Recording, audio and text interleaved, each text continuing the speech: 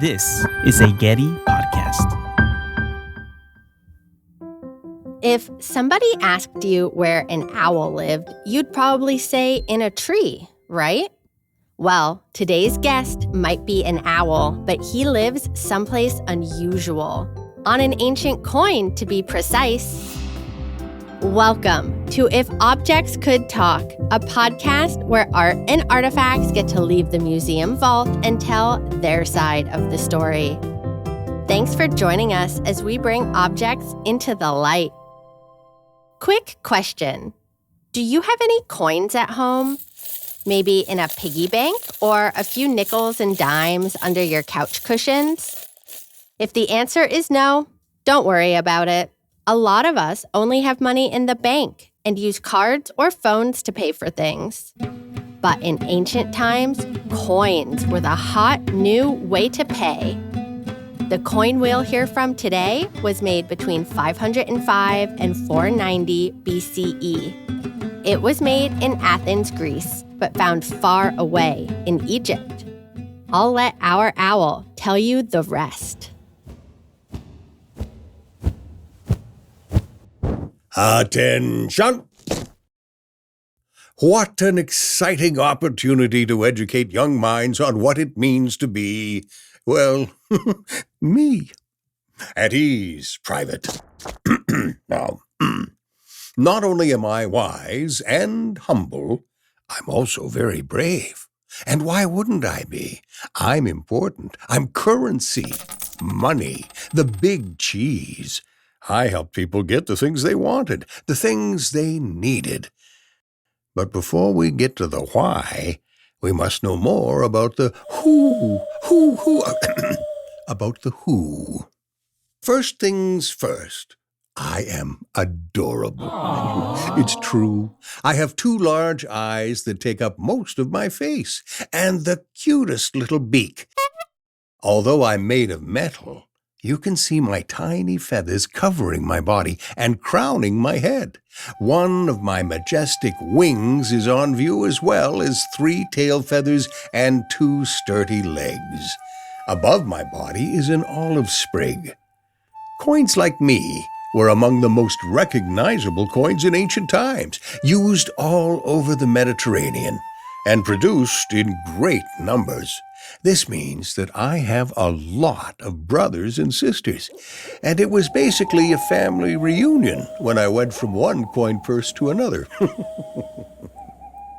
I'm from Athens, one of over 1,000 Greek city-states, although none were as large as Athens.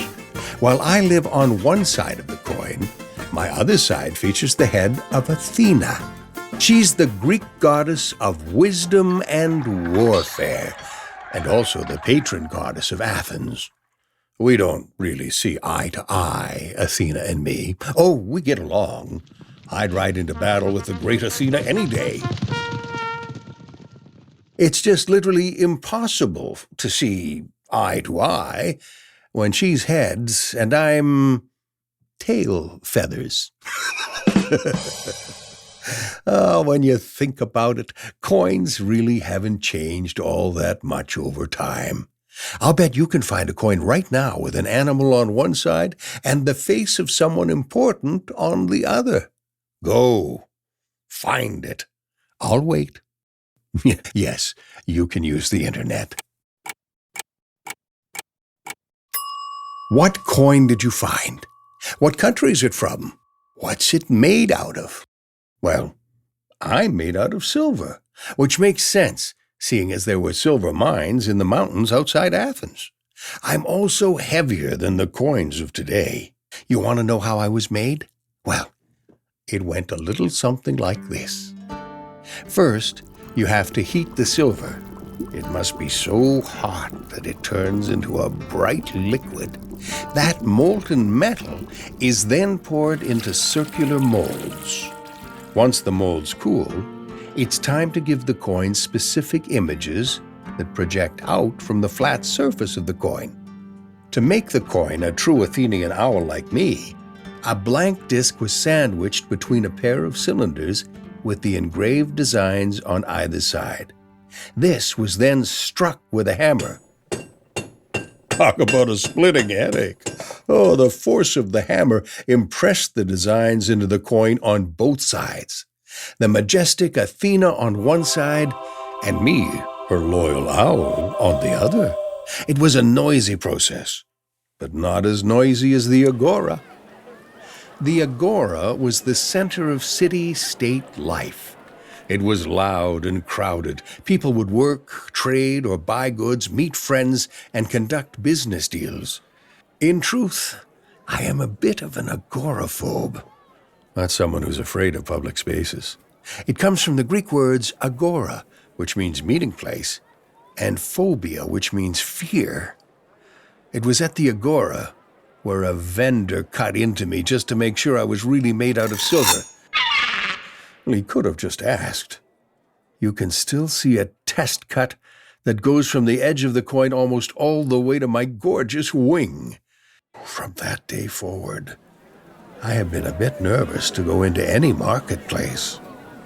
But I had to be there, because people needed me to buy what they wanted. In the Athenian agora, you could find goods from around the Mediterranean.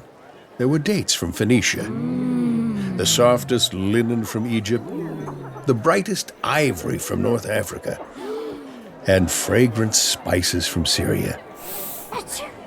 Merchants of similar goods had shops set together in specific areas in the agora. Prices were rarely set in stone, so bargaining with the merchants was a common practice. I do remember one particular screaming match over the size of fish like it was yesterday. Like today's paper money and coins, I've been passed around from vendor to buyer and back again. I have been in many hands, strong boxes, and ships, but on this day, I was in the small leather pouch of a Spartan teenager by the name of Daphne. Daphne had traveled to Athens with her father, a wealthy diplomat. When Daphne arrived at the agora in Athens, she was shocked by the social norms. In Athens, women had to shop with a male relative or with an enslaved escort. Only very poor women would shop in the markets alone or sell goods. This was not like Sparta at all, where women could shop on their own whenever they wanted.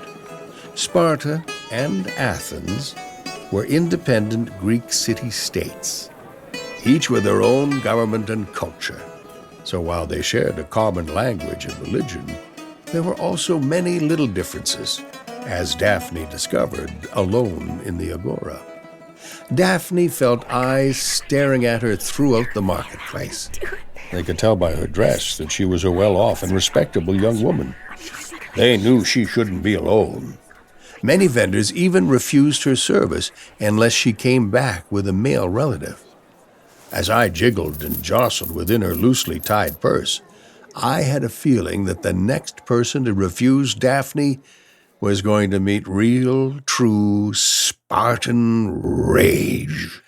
And who could really blame Daphne? It wasn't fair that she couldn't shop alone, but her brother could.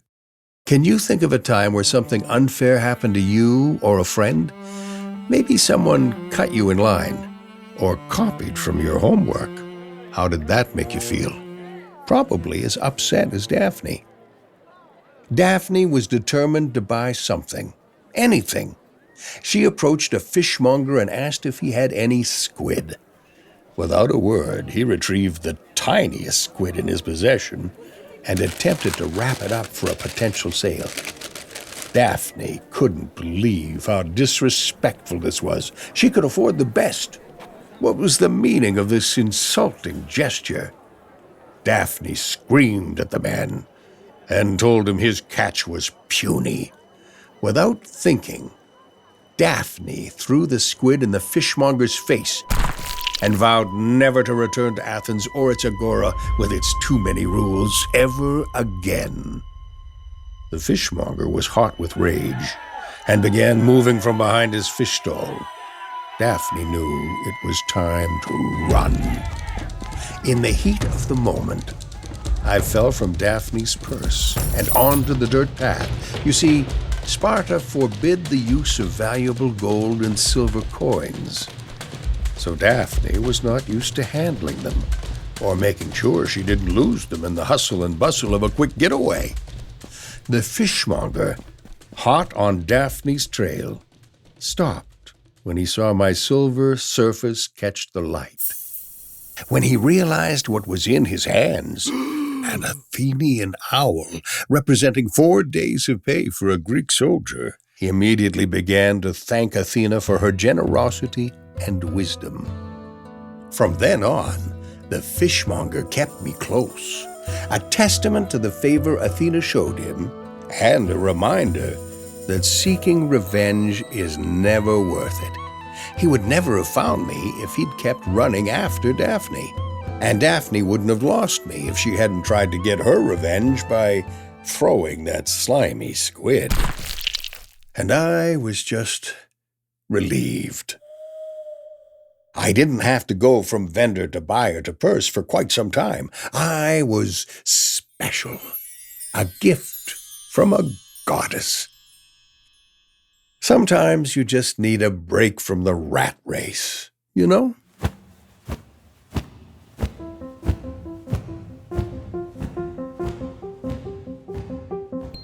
I hope you enjoyed learning about the agora and Greek city-states. Join us next time when a pair of feet illuminates our studio. To see photographs of the owl coin and learn more, visit our website at getty.edu/podcasts. This episode was written by Tokara Elise and produced by Zoe Goldman. Dave Lukonen voiced the owl. Theme music, mixing, and sound design by Alexandra Kalinowski. Christopher Sprinkle is executive producer. Special thanks to curators Ken LaPatin and Judith Barr, and educator Lilit Sadoyan. Catch you next time.